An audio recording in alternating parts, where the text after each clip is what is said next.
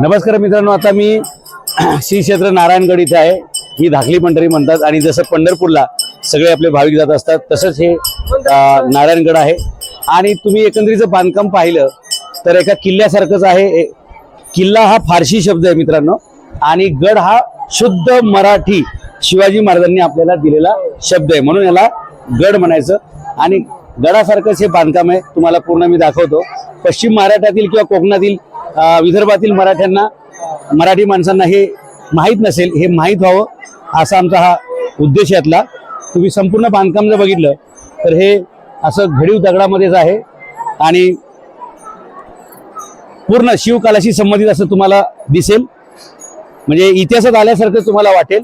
जवळपास गेले 250 वर्षाची या गडाची परंपरा आहे आणि पहिल्या महाराजांपासून ते आताच्या महाराजांपर्यंत यातला एक विषय असा आहे की आपल्या महाराष्ट्राला जी वारकरी परंपरा आहे त्या वारकरी परंपरेचं इथं पालन होतच होतंय, परंतु सोबतच जी आपली शौर्याची परंपरा आहे, जी क्षत्रियत्वाची परंपरा आहे, त्याचंही या ठिकाणी पालन होत असतंय। आणि म्हणून गेल्या 250 वर्षापासून या गडाचे जे महंत असतात, या गडाचे जे गुरु असतात, या गडाचे जे उत्तराधिकारी असतात, ते फक्त आणि फक्त क्षत्रिय परंपरेतीलच आणि मराठा समाजातीलच असतात। आणि विशेष म्हणजे आताचे जे इथले गुरु आहेत, हे पीठाधीश्वर आहेत, महंत आहेत, त्यांचं नाव सुद्धा शिवाजी आहे। आणि त्यांच्यानंतर जे उत्तराधिकारी या नारायणगडाची जबाबदारी सांभाळणार आहेत, त्यांचं सुद्धा नाव संभाजी आहे।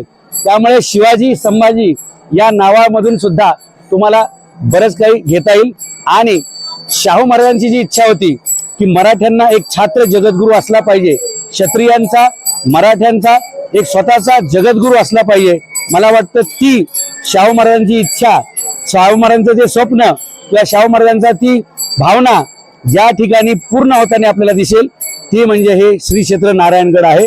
आणि बीड जिल्ह्यामध्ये असणारं हे श्री क्षेत्र नारायणगड, या ठिकाणी दरवर्षी आषाढी वारीच्या वेळी 10 ते 12 लाख यात्रेकरू इथे येतात आणि दर महिन्याची जी आषाढी वारी असते त्या वारीला सुद्धा या ठिकाणी लाखो लोक येत असतात। त्यामुळे तुम्ही जगाच्या कोणत्याही कानाकोपऱ्यामध्ये असताल तर जेव्हा केव्हा तुम्ही मराठवाड्यामध्ये येताल तर मराठवाड्याची पंढरी आणि या महाराष्ट्राची धाकली पंढरी म्हणून ओळखल्या जाणाऱ्या या श्री क्षेत्र नारायणगडावरती आपण जरूर आलं पाहिजे। आत्ता या नारायणगडाचे जे महंत आहेत ते सुद्धा मी तुम्हाला फ्रेममध्ये दाखवू, जेणेकरून तुम्हाला त्यांचं दर्शन घेता येईल। धन्यवाद।